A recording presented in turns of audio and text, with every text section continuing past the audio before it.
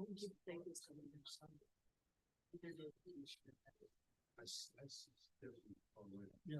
But the cost of the things,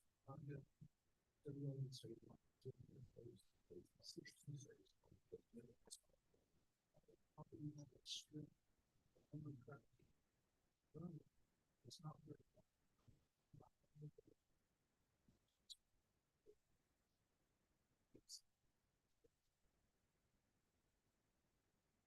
All right.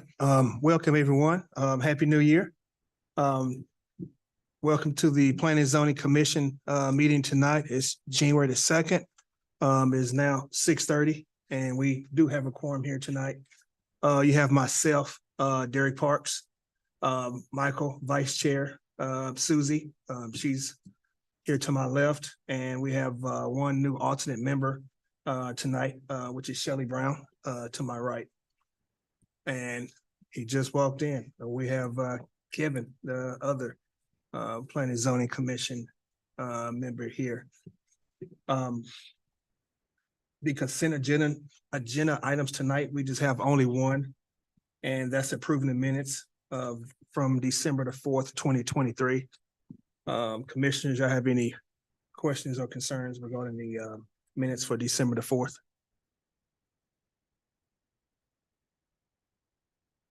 No question. No question. If we don't, can I have a motion for approving the consent agenda items?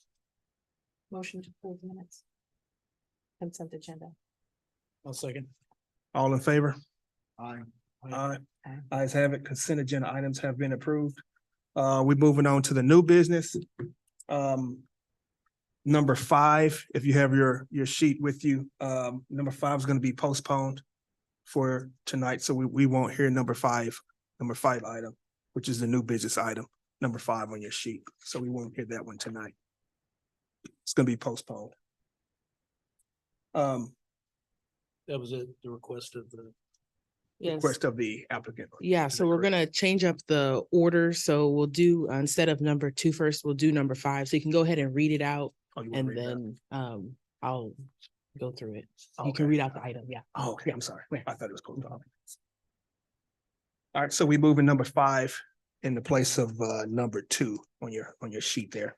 And it is a Yes. conduct a public hearing, consider consider a zoning change from plan development 28R to plan development 28R2 for the development of a senior multifamily complex on the property described as Lot 2B Pleasant Ridge Retirement Community in Ellis County, identification number 230930.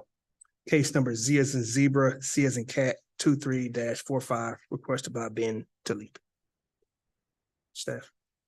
Good evening, commissioners. The applicant is requesting for case number ZC 23-45 to be postponed to the next Planning and Zoning Commission meeting. Thank you, staff. And I'm sorry, we have Emma as the planning and zoning manager here tonight also. Moving on to, so on your paper, it's going to be number 2, which is conduct a public hearing and consider a zoning change from single family ranchette estates to plan development 168 to allow reduced setbacks and acreage on the site described as proposed lot 1, block A of McDaniel subdivision and addressed as 420 North Lawrence Road, City of Red Oak, Ellis County, Texas. Case number Z as in zebra, C as in cat, 23-48, requested by Adrian Aldaba and Vanessa Salazar. Staff, please. Commissioners, the applicant is requesting to construct an addition to their home. The only thing with this site is that it is zoned a ranchette estate district, and it requires a 25-foot side yard setback. And the addition would make then with your new addition, the structure would be about 4 feet past that 25-foot side yard setback. So the applicant is requesting for a PD zoning change. Also with this application, and this is actually something that we're reviewing administratively, they've submitted the plat for the property, and with the plat, it's going to become a legal lot of record. So with that, we're collecting right-of-way dedication off of both Lawrence and Pierce Road. So that's going to reduce the total acreage of the site from what it is now which is about 1 acre to about 28,733 square feet. So this PD would allow the addition to get about 4 feet into the side yard setback and for the total square footage to be reduced. So it's actually less than the minimum about 32,000 square feet for in Ranchette Estate District. And the Okay. addition will have the similar materials as what is on the existing home, and it'll be constructed of brick, siding, and matching shingles as shown on the plans. And this is the addition where it's going to be.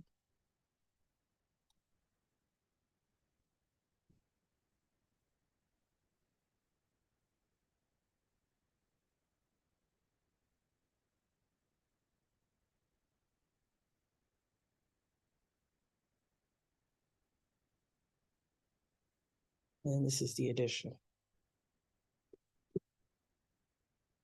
This is it from the rear. This is it from Lawrence. And staff recommends approval of the request as presented. Okay. Thank you, staff. This is a public hearing. And for those that are in favor of this item, you can go first. And those or have questions or against this item, you can go second. So those that they're in favor of agenda item 2, you can come to the podium if you're here tonight. Oh, yes, yes, please. So yes, if you have your time to speak and please state your name and your address, please. Vanessa Salazar, address is 420 North Lawrence Road here in Red Oak. This is our home and we're looking to enlarge it so it can be well established to fit our 3 kids and my husband and I. So we bought the house, fell in love with the backyard, and we just got to add another room to make room for us. Outgrowing. We outgrew it. We have Hank, our architect here, that we've been working on this addition since COVID, because COVID scared me. So I came to a halt on the Okay. design and everything, and we picked things back up, and Hank's been through it all with us. So he can answer majority of any questions that you have. Okay. Thank you. Thank you so much. Thank you.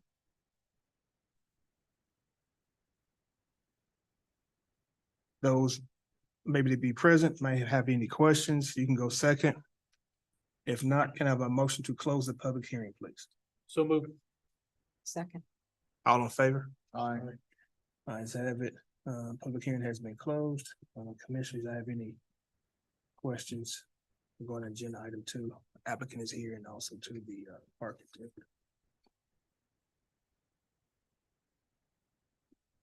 So regarding the setback, the setback is a minimum of 25 feet. And it's gonna infringe on it by about 4 feet. So there's still a pretty substantial setback that's in play. Is that setback that's on the driveway side? It's the setback that So the south is side. here. On the south side, there it is. Okay.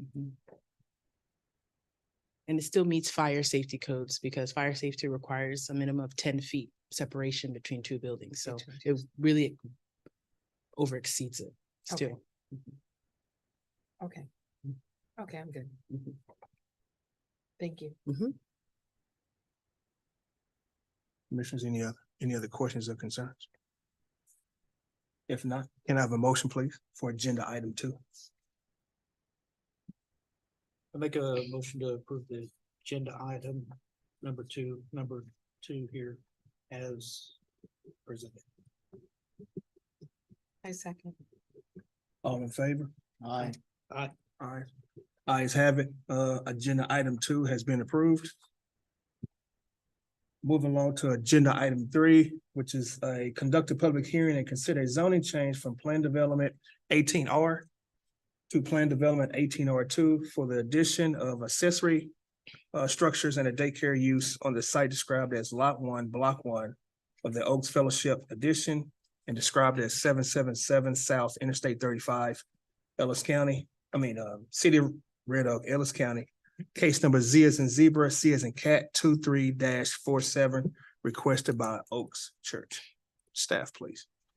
Commissioners, the applicant is requesting, this is for the Oaks Church, they're requesting to add a pavilion building, a basketball court, 3 pickleball courts, a volleyball court, and a small playground to the site. The reason this is coming before you is because it's already in a PD and they're doing substantial improvements. So if there's an amendment to the PD, or if there's such a substantial change, that it's constituted as an amendment to the PD. So they submitted plans to show where it's going to be located. She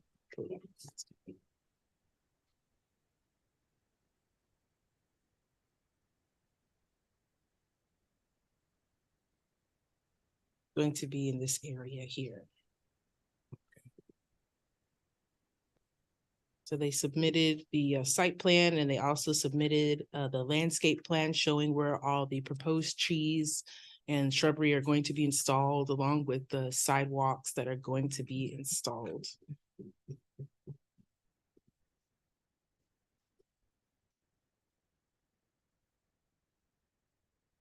This is in a little bit more detail.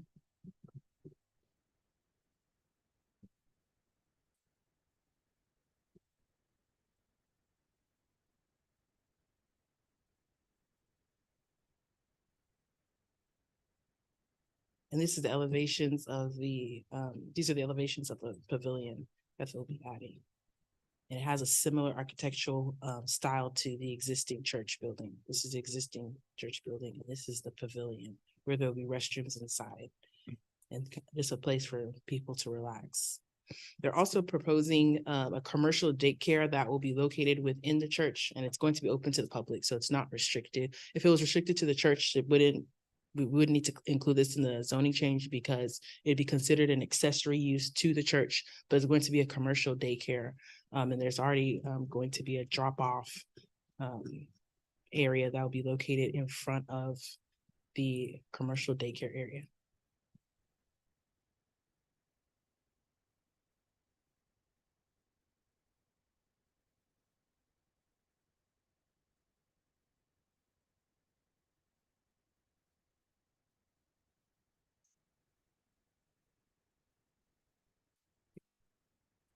And even with the additions, they are still way over exceeding the minimum parking requirements. Okay. All right, thank you. Staff recommends approval. All right, thank you. This is a public hearing. Those in favor of this item or have any questions or concerns or against this item, you can approach the podium. Please state your name and your address, please. We don't have anyone tonight, so can I have a motion to Here on close? the Zoom. Oh, I'm sorry. We have someone online. Yes. Can you see me? I can't see you guys. I apologize. Yes, we can see you. Okay. My name's Tyler Ritz. I am one of the executive pastors at Oaks Church. Our address is 777 South I-35 East in Red Oak. And just want to say we are hoping to build this, call it the Park at Oaks Church, really just to be not just for our congregants, but a service to the community, a bridge to the community, a place where families can come and enjoy our property and be more than just a large building, but provide something back to the community. So just wanted to say that, and thank you for your consideration tonight. Thank you.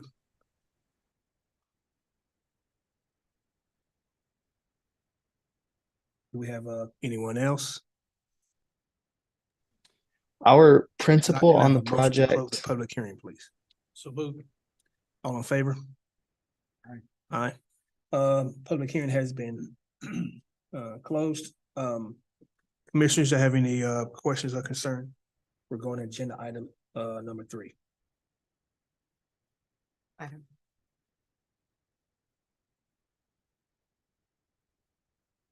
You had anything? I forgot any questions or concerns, anything? Okay, thank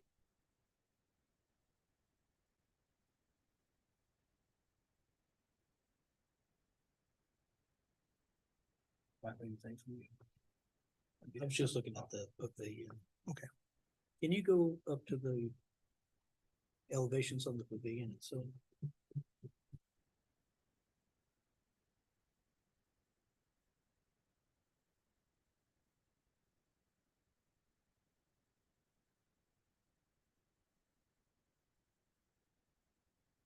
Is that a covered roof or is it just a? Yes, it is a covered roof here.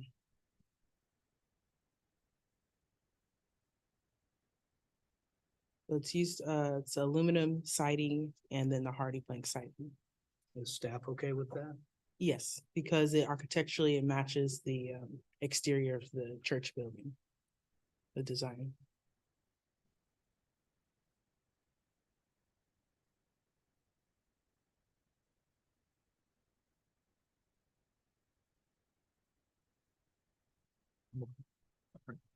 Thank you, Mike. Can I have a motion, please, for agenda item 3?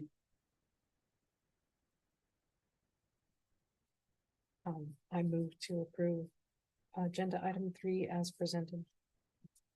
I'll second. All in favor? Aye. Aye. Ayes have it. Agenda item 3 has been approved.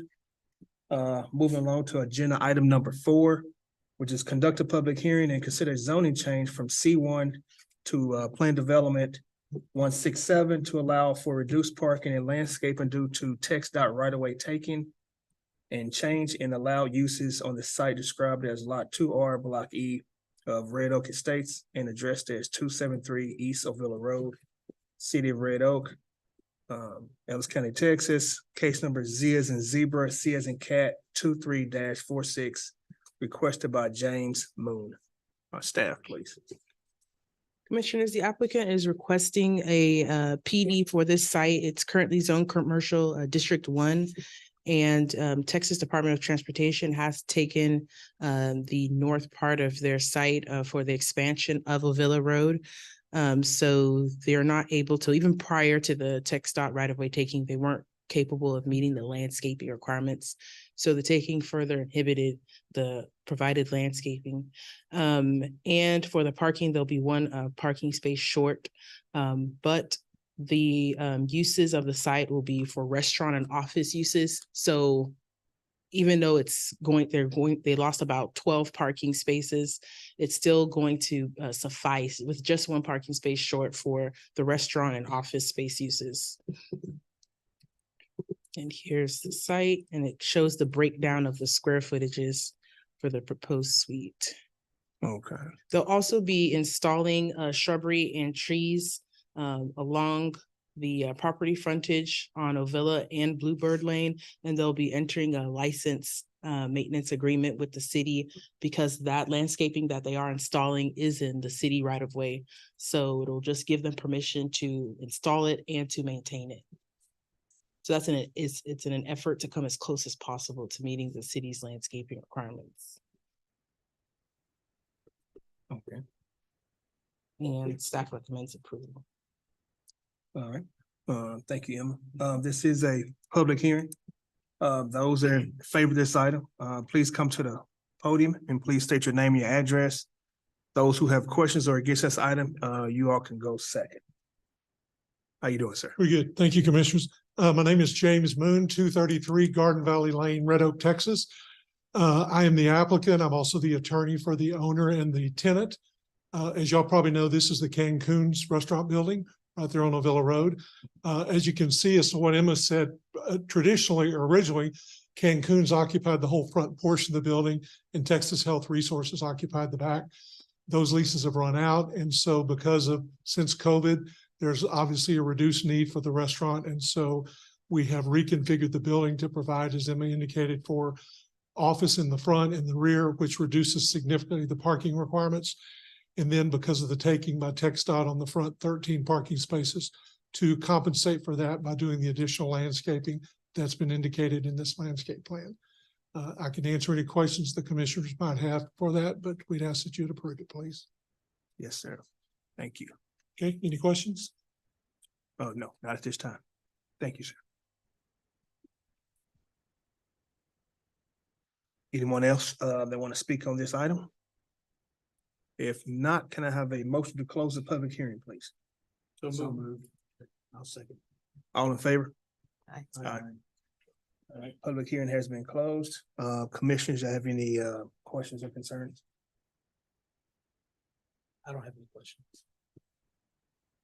You have any- If the general office space at the north end of the building was to ever be reused, repurposed as part of the restaurant space, what would the impact on the number of parking spots required be?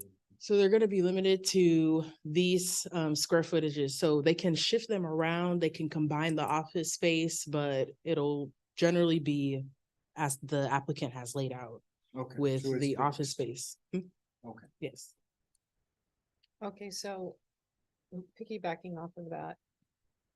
Is that space currently occupied, that front north space? the very first one. No? Because I was under the impression that was being used as an event rental space. Is that no The longer? very first one? The very first one. Do Is you that know no what longer it's the case? occupied? Yeah, there was a church meeting there temporarily, but they've not been there since before Thanksgiving. Okay.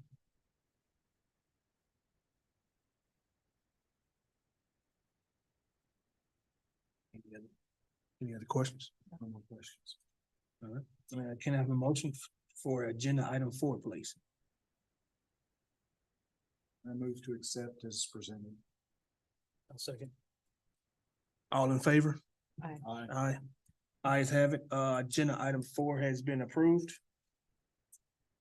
Moving along to agenda item number 6, which is also to conduct a public hearing and consider a zoning change from C1 to PD 163 to allow for reduced landscaping and parking requirements on the site described as Lot 2B, Block A of Red Oak Business Park Number 1 and addressed as 305 South State Highway 342, City of Red Oak, Ellis County, Texas, case number Z as in zebra, C as in cat, 23-32. Staff, please. The I mean, requested by John Bush. Sorry. The applicant is requesting to postpone this to the next planning and zoning commission meeting. All right. Moving along to agenda item 7, which is another conducted public hearing and considered zoning change from C1 to PD 155 to allow for reduced setbacks and landscape requirements due to text dot right of way taken, described as Lot 32A-R Block B in the J. Spoon Survey, abstract number 1014, and address as 230 East Ovilla Road. Case number Z as in zebra, C as in cat, 23-17, requested by Danny Humphreys. The applicant is requesting to postpone this one to a future meeting, so not a particular date. Okay.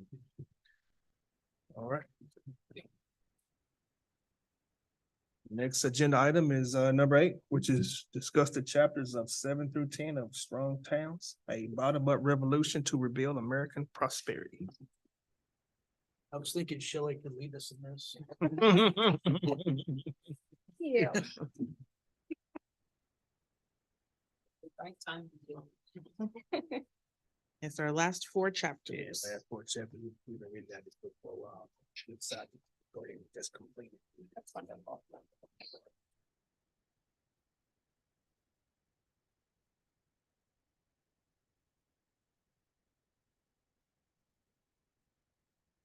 So chapter 7 was concerning productive places.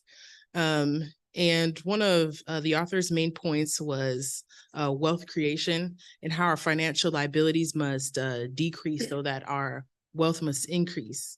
He talks about the balance of having enough private investments to support the community's public investments.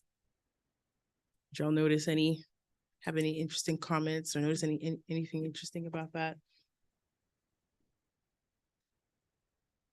You know, you talked about there's not just like a set metric for determining what that balance should be, how much, percentage public money versus private money or public investment. But he Right. said the 20-1 is kind of a rule of thumb. Yes.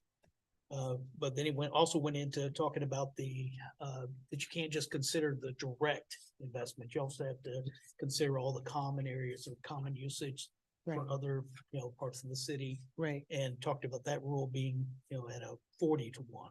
right. How do you go about measuring that? I mean, how would a city really sit down and measure something like that? Yeah, it's a little bit difficult, but we would measure things like the social impact. So for example, when he talks about traditional dense designs and dense designs, he talks about the power that the downtown communities actually have because they have the opportunity to be mixed use. They have the opportunity to be adaptable. I know he talked about that a couple of times in the beginning of the book. They have the opportunity to be much more dense and walkable. Whereas, for example, they did a comparison to Walmart, and which was surprising that their perspective value was actually lower than an abandoned downtown or a building that was in a downtown area because of all of the possibilities that can come out of a small, maybe faceless building that was built in the 1930s. So that's a way to start. He kind of uses that chart to say, hey, this is a comparison between the two. So I thought that was actually interesting with the downtowns and the powers that can come out of it. Because a lot of people will be like, let's just demolish it. Let's just take it down. Right. It's old, but there has to be some component of investment in order to bring life into that area. Well, I think it kind of signifies the opportunity for hope Yes. when you're talking about small businesses or a small community. Because really, in the grand scheme of things, Right. we're a very small community. Yes. Even though we're surrounded by lots of houses, we're a small community. And I know that I go to our own downtown and I think about the possibilities of what could be Mhm.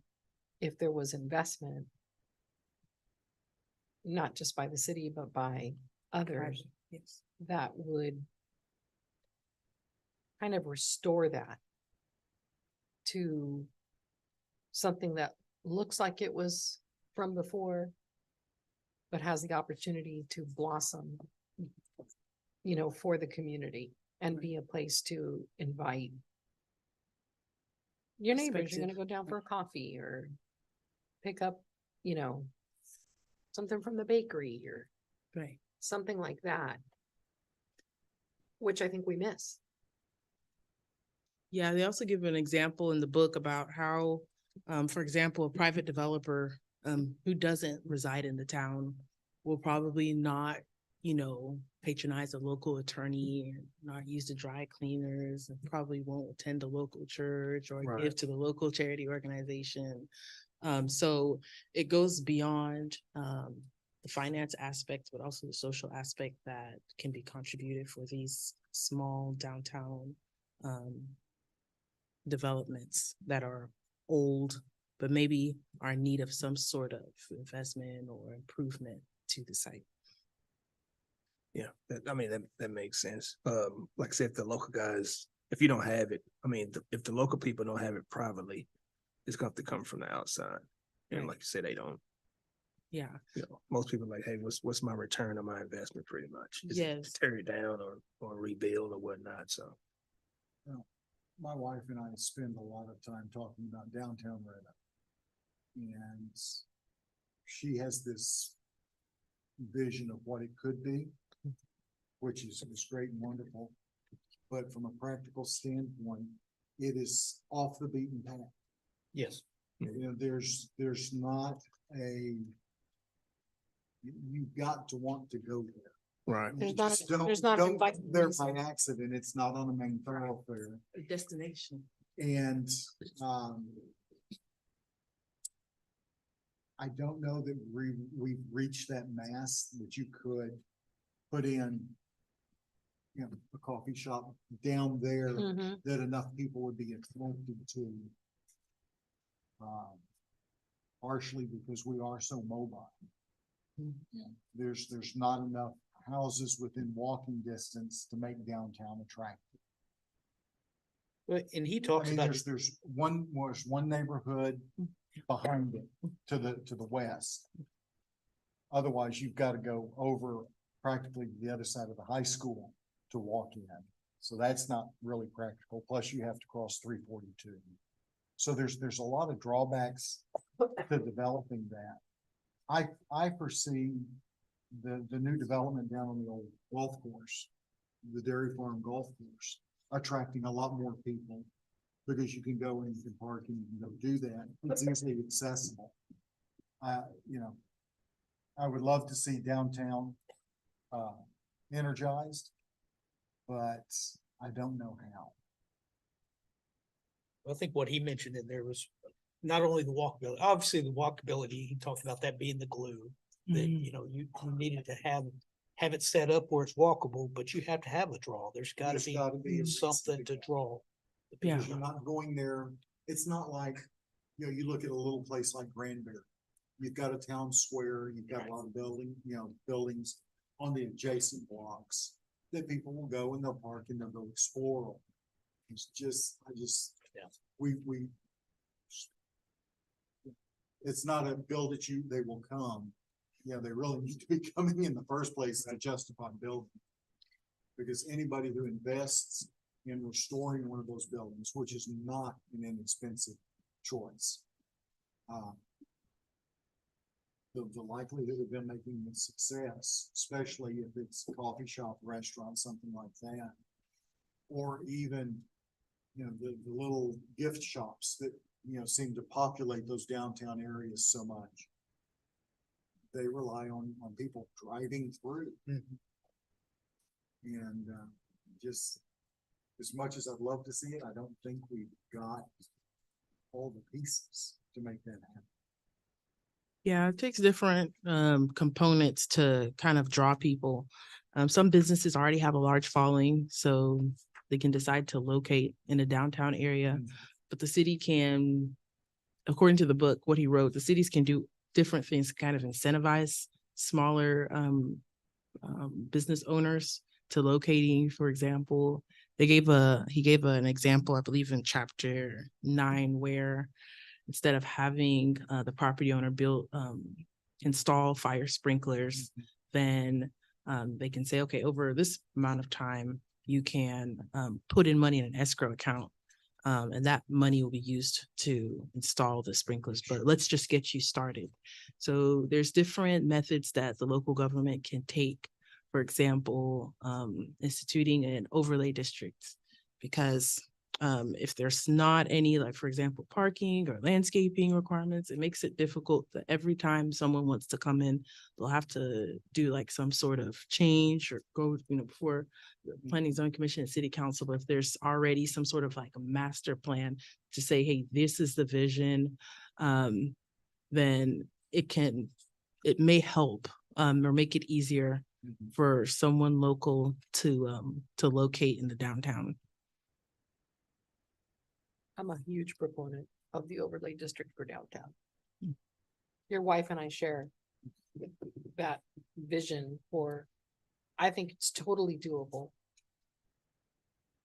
But it's gonna take all those working components to pull it together. If you ever go down to downtown Ferris, theirs is a little different because it's in a row, you know, more in alignment with how it used to be. Still with the railroad tracks. But they have a farmer's market in front of it.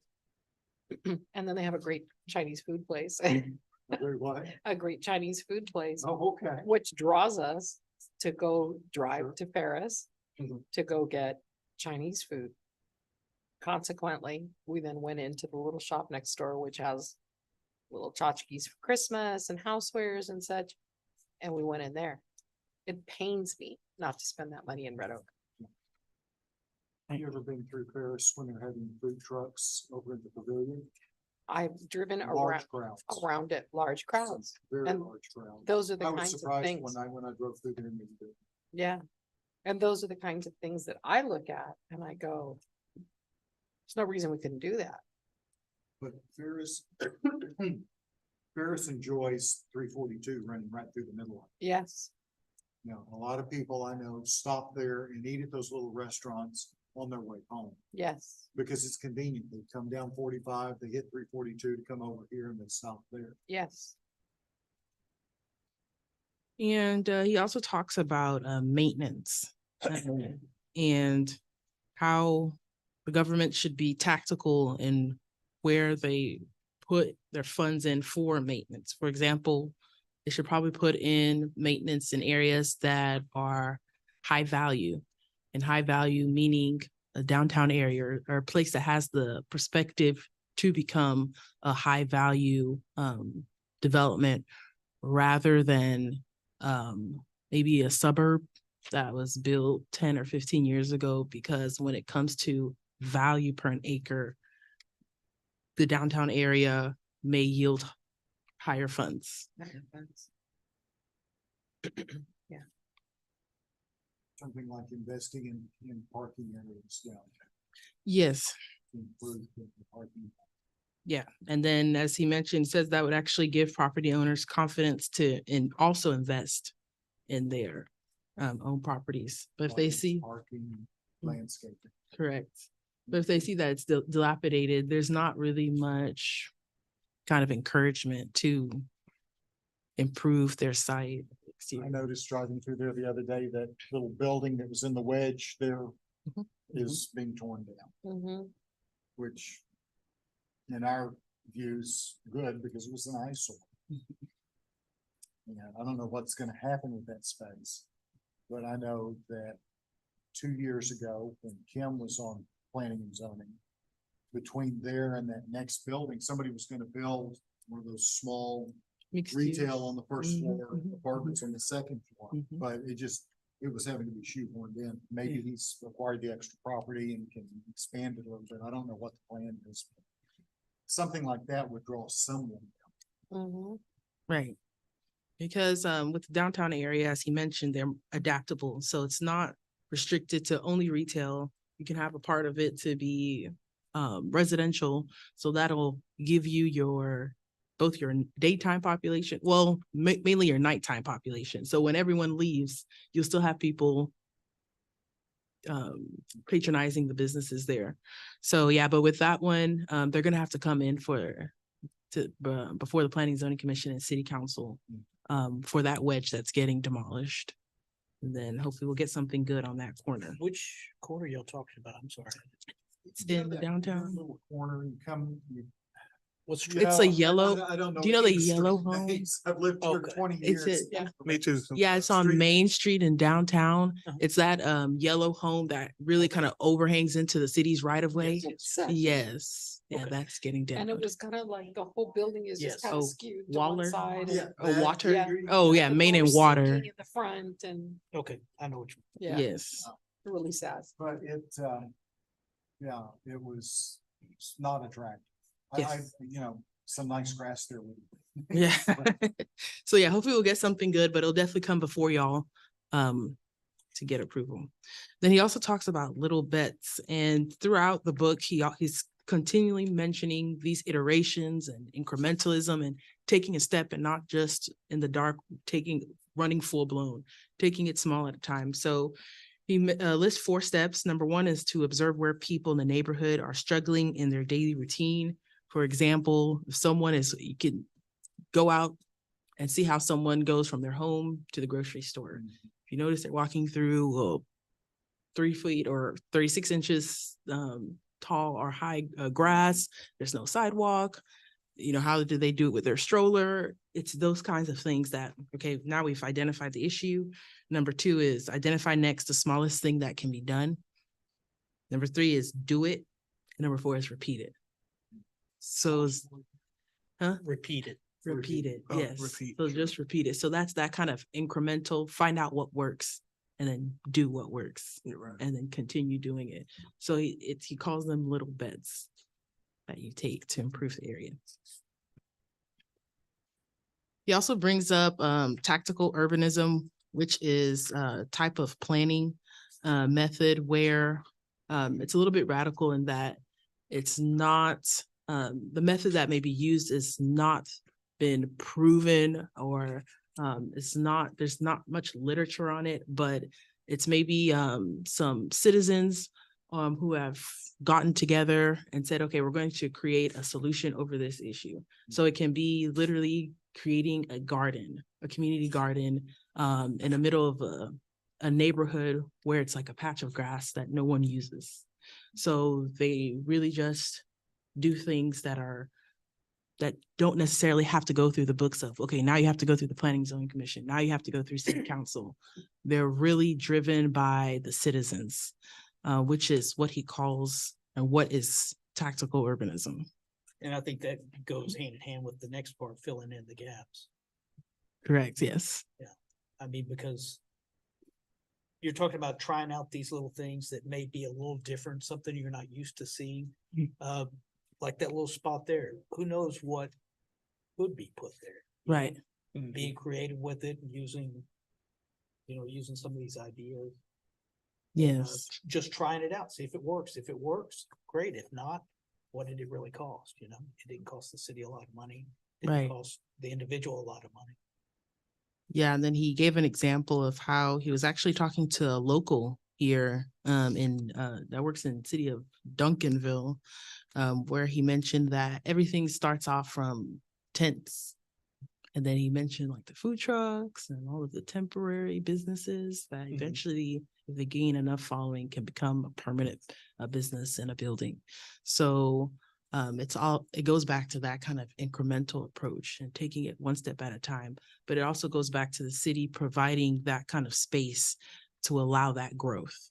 So the city kind of facilitating the opportunity for growth to happen in that area is an important step in this incremental approach. Well, and I like that he's not afraid of growth. Mhm. So many people are petrified of growth and see it all as negativity. Mhm. When if it's nurtured and done incrementally, it can be an amazing asset to the residents of the city and to the city itself. Right. Because, that whole happy house, thing, happy wife, happy life. Well, Mm. that happens with your residents too. You've got the majority of your residents happy because the growth they see is presented positively and they reap something from it.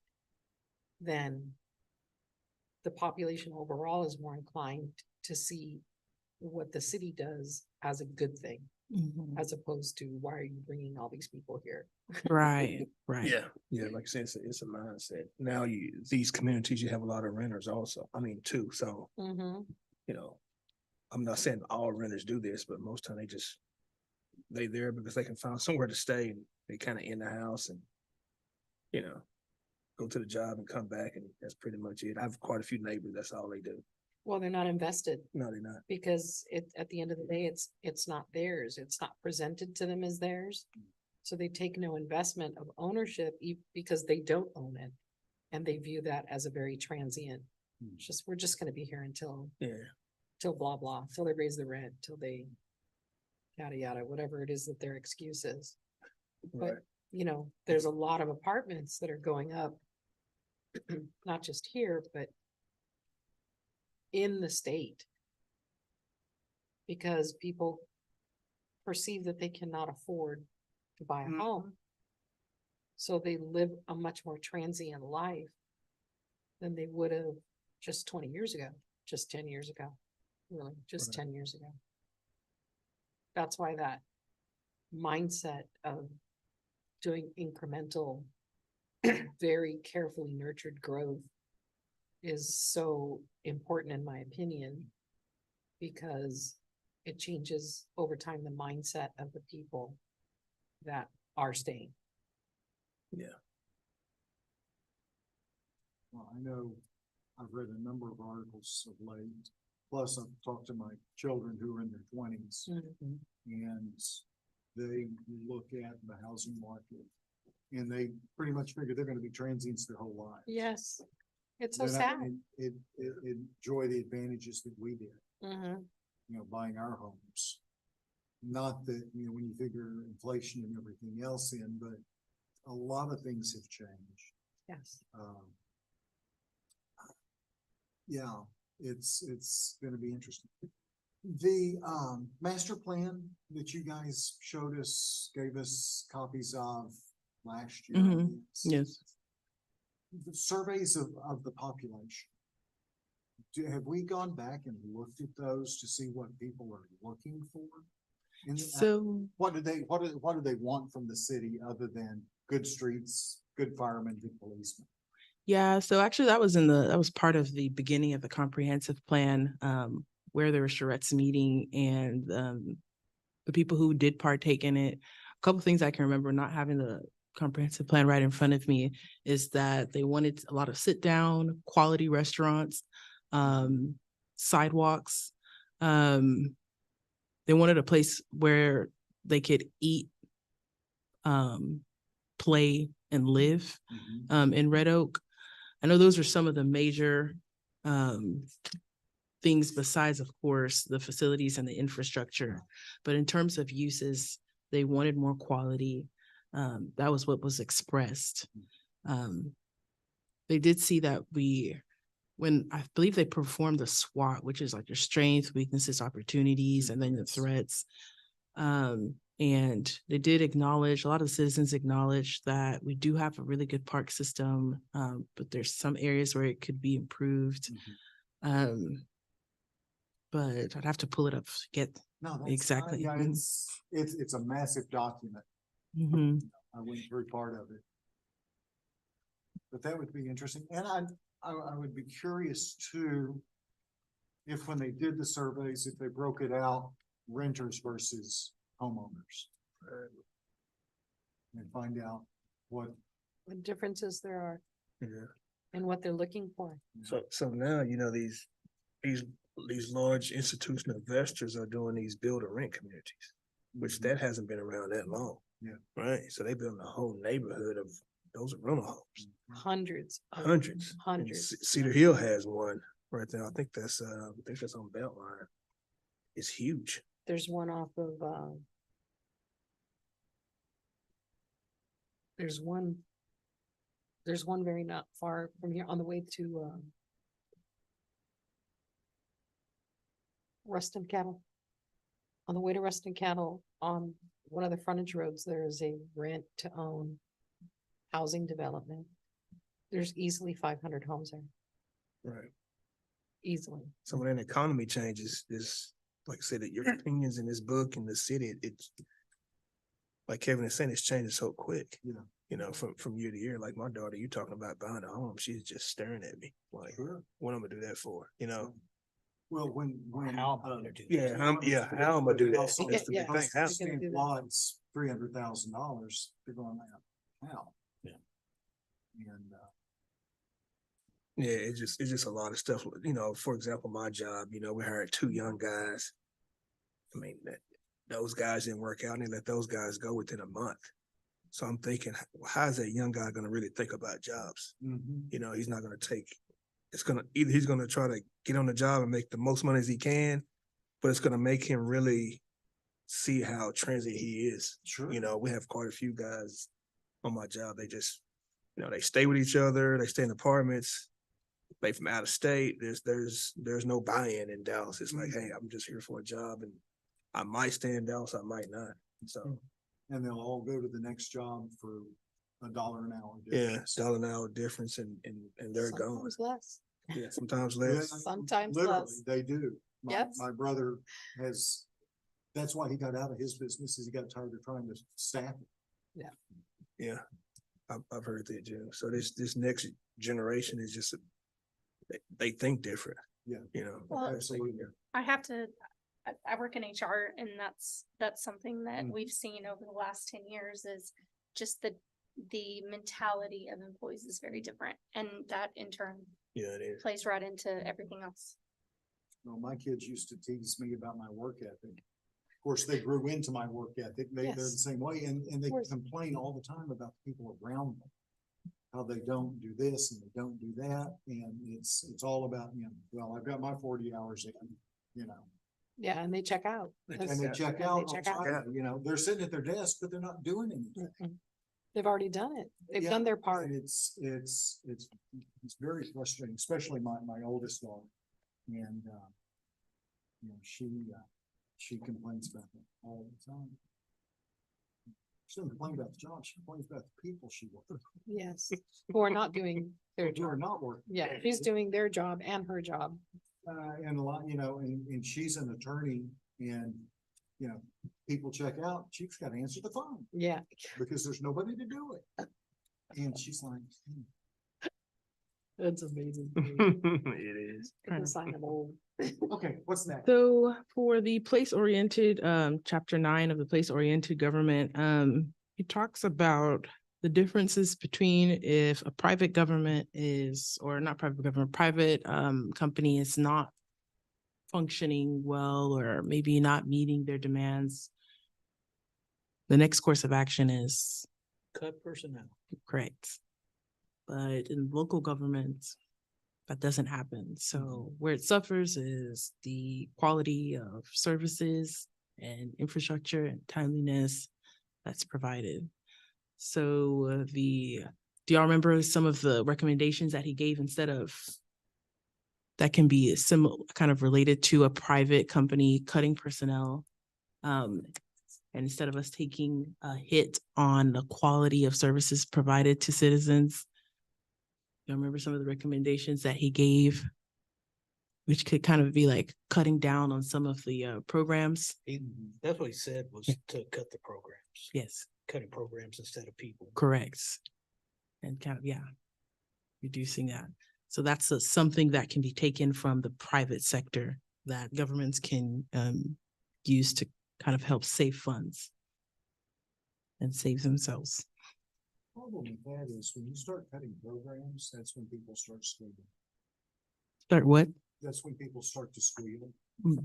Oh, you're taking away, my kids' after school program, or you're taking away the senior citizens, senior center hours, cutting those down. Well, where mom and dad gonna go? They can't go play dominoes this afternoon, and you see that. And then you ask them, well, you want fewer policemen? You want, less, trash pickup? We can do away with recycling.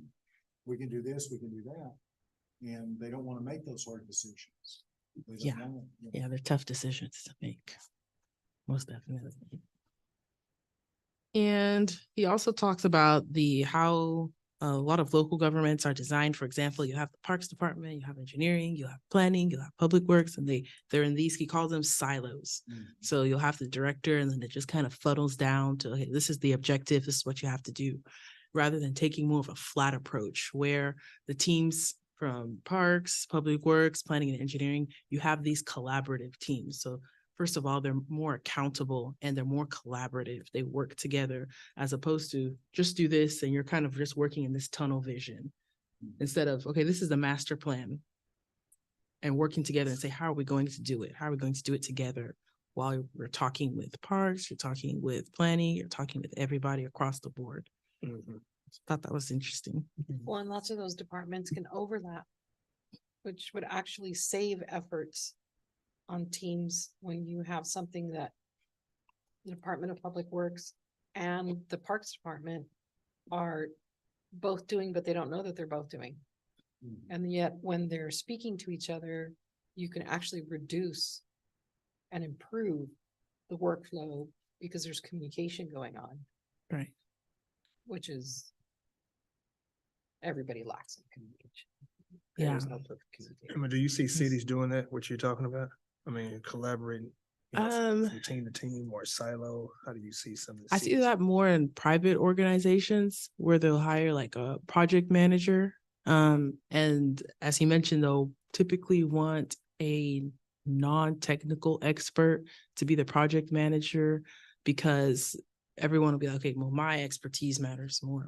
Or this one, matters more. And of course, everyone's matter, but that project manager will come and say, okay, this is actually the objective. Instead of having all these competing objectives, they'll settle Right. down and say, this is how it's going to work. So that's typically with the private organizations.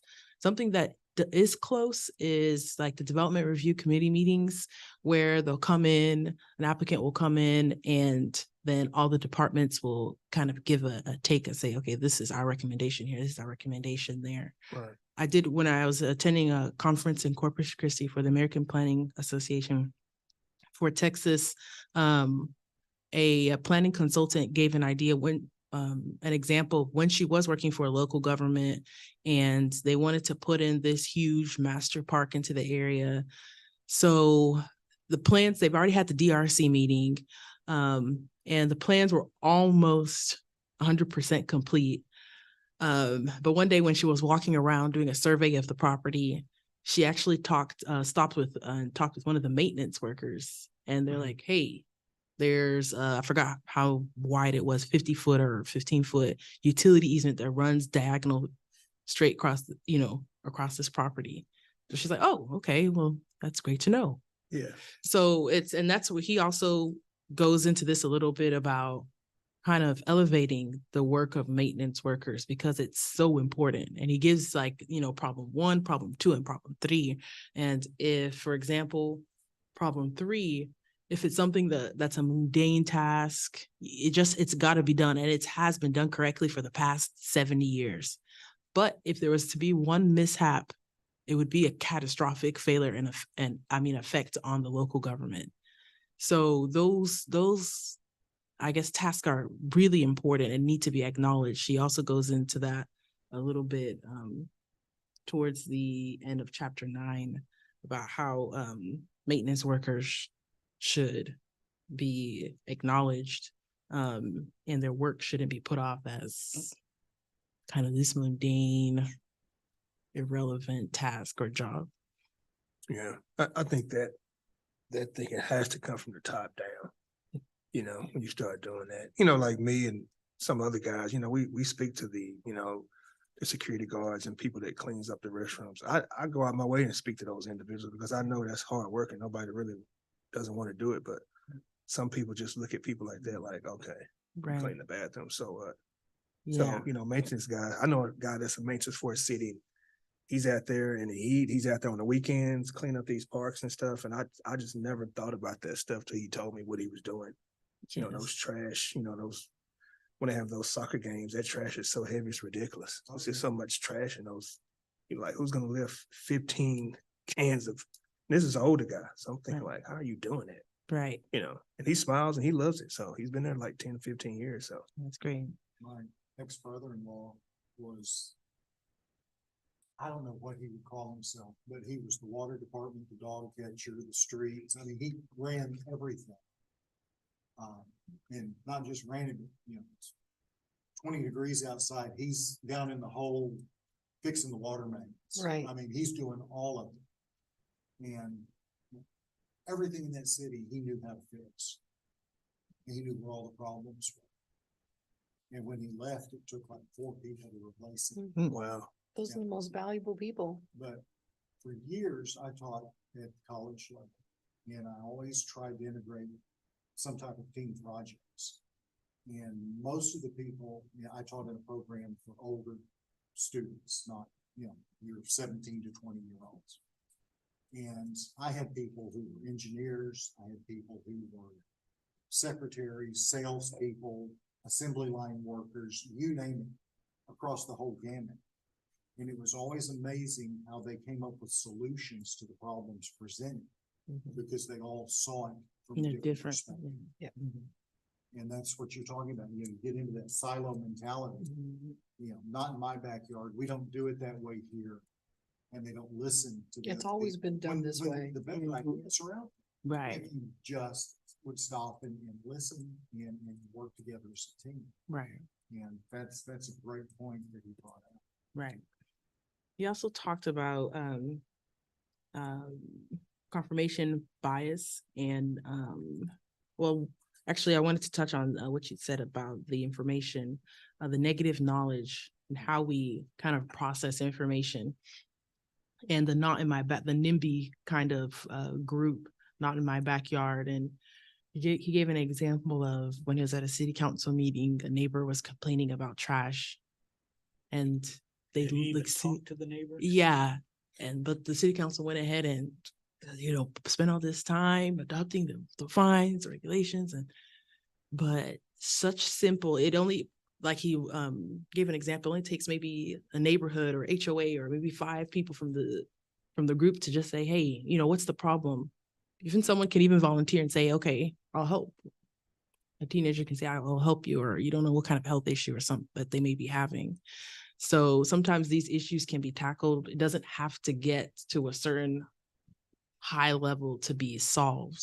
Right. If you just look at it at a different, maybe simpler perspective.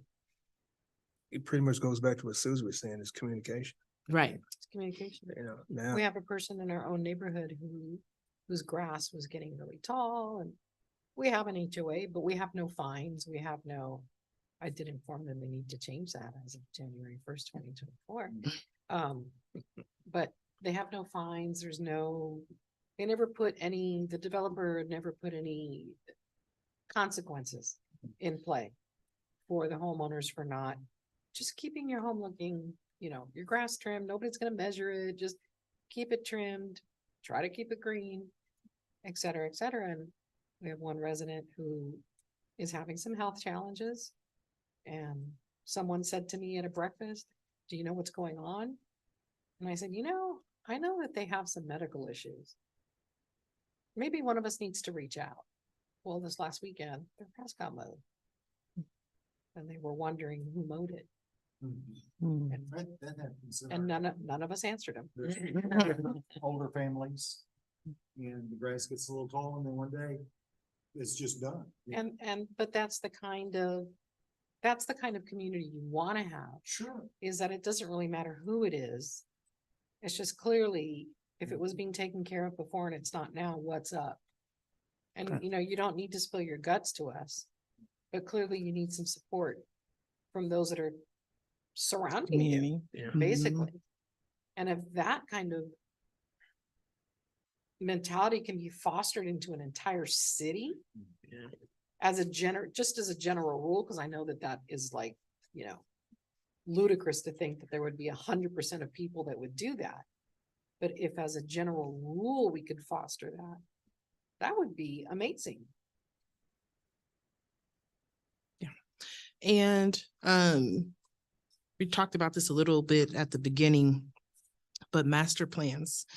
He gives on in the place-oriented government on chapter 9, he gives conventional priorities in local governments versus the strong towns priorities. So one of the conventional priorities is projecting future growth and making plans to handle it. And the strong towns priorities, it would be implementing adaptable systems that will respond to changing market conditions, which is what we talked about earlier, making it conducive or making it easier, more amenable for private investors or property owners to create that environment where they invest in their building, invest in the appearance of it, create some sort of incentive for a property owner to do those things. And then for the last chapter, it was very reflective. I feel like for him rounding off on that. Talks a lot about living an intentional life, communicating with others, relating with neighbors.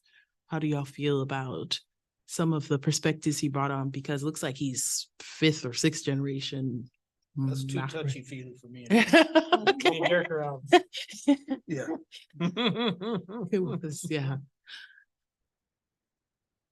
Y'all have anything about that? Also, I don't think that you're old enough to be that touchy-feely. So like, I turned 60. Oh my gosh, last year. In October of last year. I've only been level 6, as my daughter calls it. For a short period of time. But you know, especially like this holiday, I was looking at the kids, you know, on our street, driving their new bikes or scooters or whatever down the street. And I just kind of sat there. I remember my kids doing that, right? But my youngest child is going to be 30 this year. Wow. And I sat there and I was just like, this is really cool. This is what being in a neighborhood is about. Mm. I know all the kids on our street. They all know me. Mm. I know most everybody's dog. If they have cats, I can't help them. But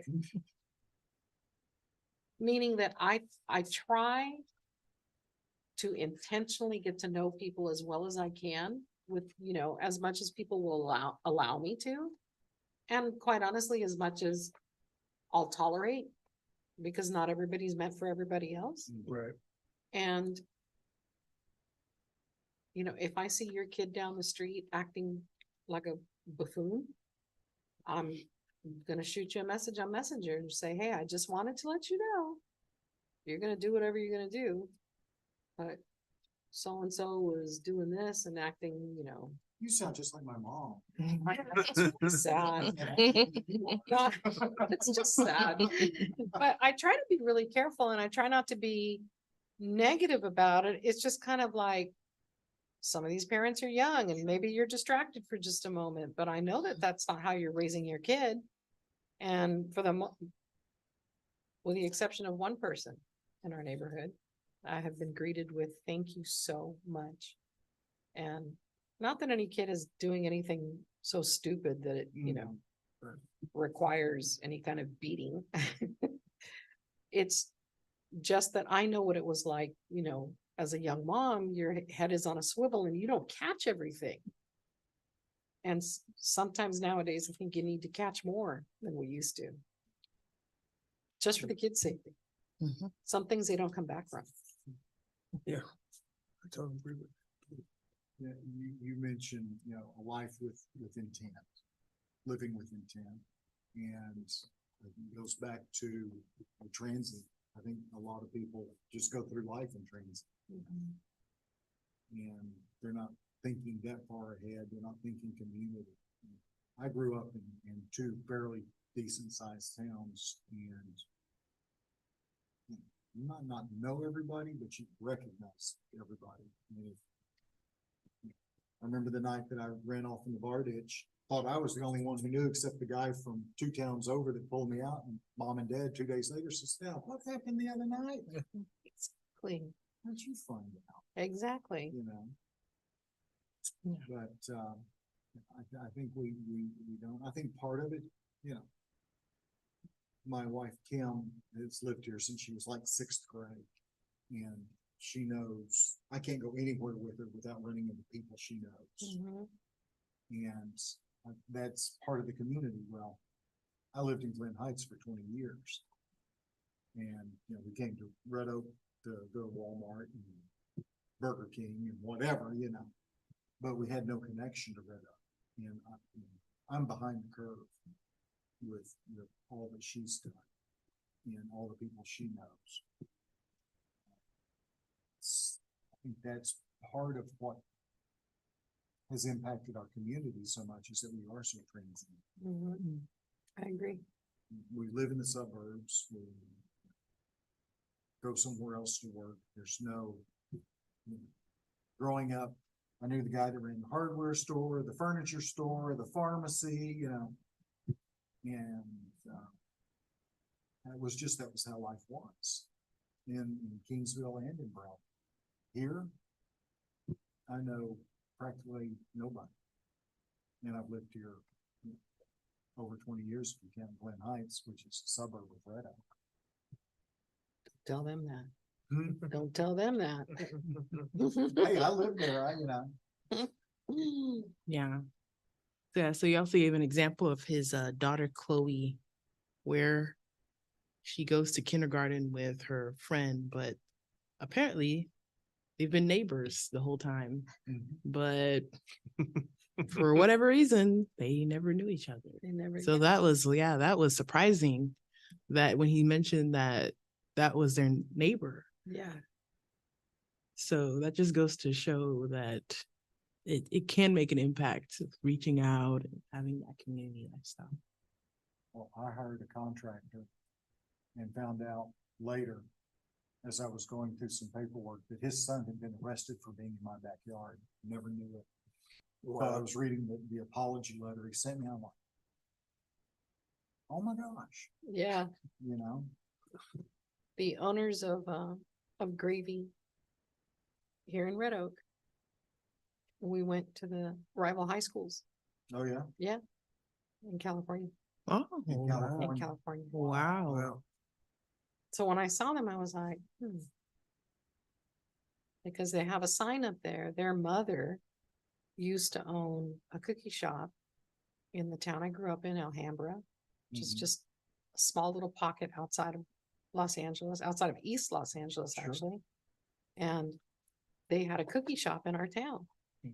And so it said cookies, and I was like, I know that sign. And I just kind of sat there going, why do I know that sign? I said, where are you guys from originally? We're in a little town in California called Alhambra. What? Yeah. Wow. So, I mean, what are the odds of that? Right. Wow. And How do you build that kind of community? I mean, there's no formula for it. It No. just- it's the and- people. And is it something that we can replicate today as opposed to, you know, when I was a kid growing up, if you were home by the time the streetlights came on, You were good. everything was cool. You were Everything was good. You know, now you can't do that. And, you know, I know we can't go back to those times, but can we choose something other than just letting it happen? Mhm. Is there a way to do that and do that through community? Yeah, it looks like it takes those iterations. I know he gave an example of when he was in Italy and everyone would kind of say hi, you know, when they passed by each other.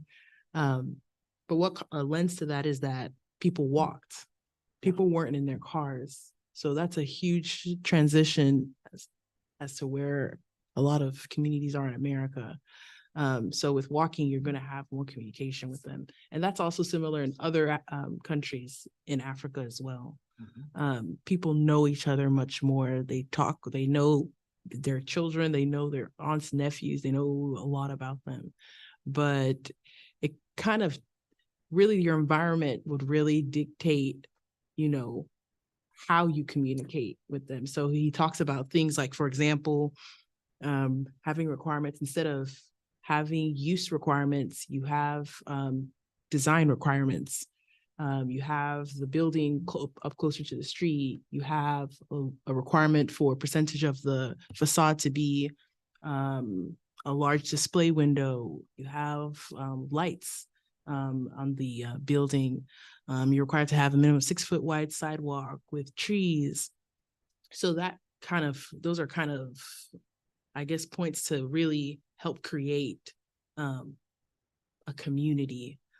Well, it's funny you should say that. Just this afternoon, I read an article about City of Austin, and they're one of like St. Petersburg, San Jose, a couple others that have eliminated or severely reduced the parking requirements with the idea that developers will build more housing, more retail, more office space with less parking so that people can't drive their car to the office or don't need a car at home.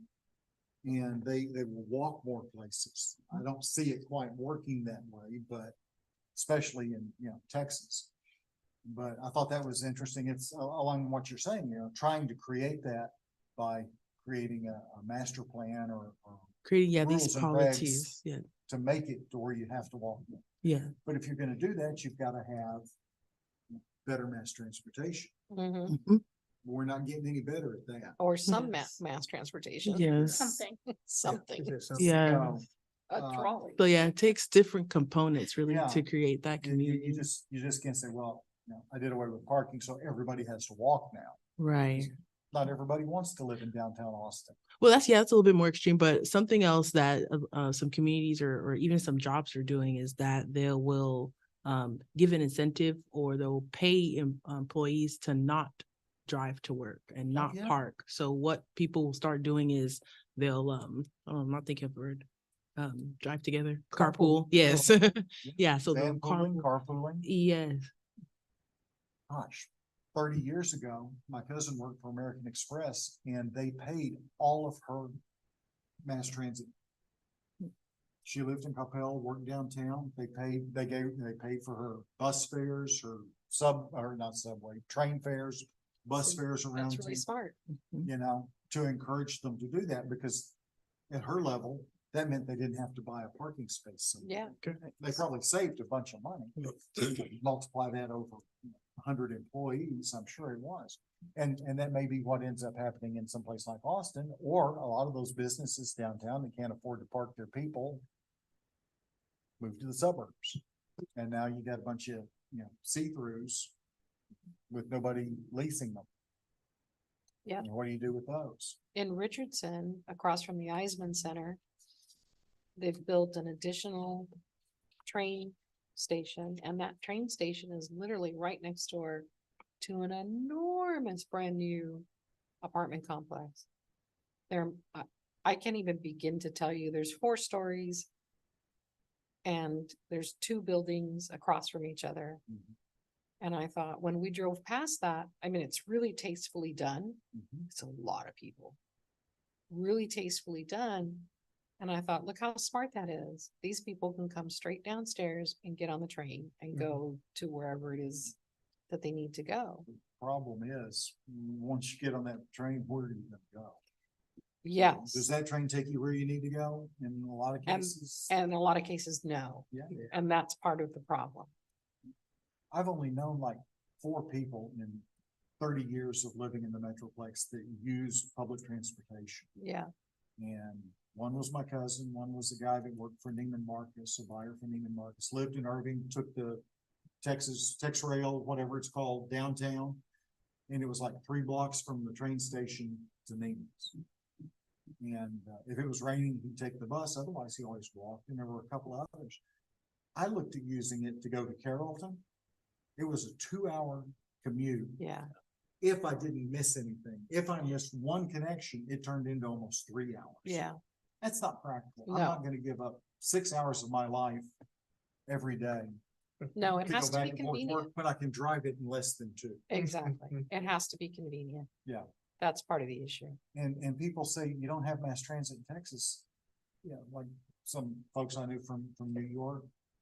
Yeah, but you've got 12 million people on an island that's 7 miles wide and 10 miles long, and you got subways and every other car is a taxi cab. It's not gonna work. And it costs $1 million for a garage. Yeah, So there's I that. knew a guy who paid more for his parking spot than I paid for my house. Yes. Not uncommon. Isn't that crazy? It is. It's nuts. So is there any other comments as we conclude Strong Towns? What's next? No, not from me. It will, the February 5th agenda. Okay. Next. So we'll send out the packet 72 hours, 3 days before the meeting. Okay. Mhm. All right. Could we maybe, would you like to go through the master plan? I would Next l- Couple of meetings at the end and point out the highlights, The comprehensive plan. comprehensive plan. yeah. I would love. Would for you that. like to do? So yeah, for the That's master. right, this goes out on the internet, so it's out there. for- The master thoroughfare plan is actually, yeah, it's on our website as well. If anytime you all are just interested in kind of going through it. But yeah, we have the future land use plan, which kind of shows the vision for the property. You have the transportation plan, which some cities refer to as a master thoroughfare plan. It shows where all future roads are going to be, future expansions, where roads need to be downsized or upsized. And they really correlate with the future land use plan and expected growth and development in certain areas of the city. And the Parks and Recreation Master Plan shows our current parks where we expect expand parks and trails throughout the city. Community enhancements, it's really a chart, an Excel sheet, and it goes into a little bit more detail as to in different ways where we can enhance different parts of the city. Economic development, it shows what we actually already have in our city and prospective types of developments that can come into the city. It shows, for example, like this right here, our downtown area, and some recommendations to kind of grow the community. Oh, and this is actually what I was referencing The earlier. SWOT Yeah, the analysis, yeah. SWOT analysis. This was done when the comprehensive plan was amended last year. Yeah, something else that might be interesting. I don't know if you guys would like to hear, but I'd like to hear from economic development. Have them come in and tell us what some of their visions are. Sure. So, okay, so during the meeting, after the meeting. After the meeting, like like this. Probably be safer to do it after the meeting. Mhm. Yeah, yeah, sure. But yeah, here are some recommendations. You can see on your screen. And these are just general guiding principles.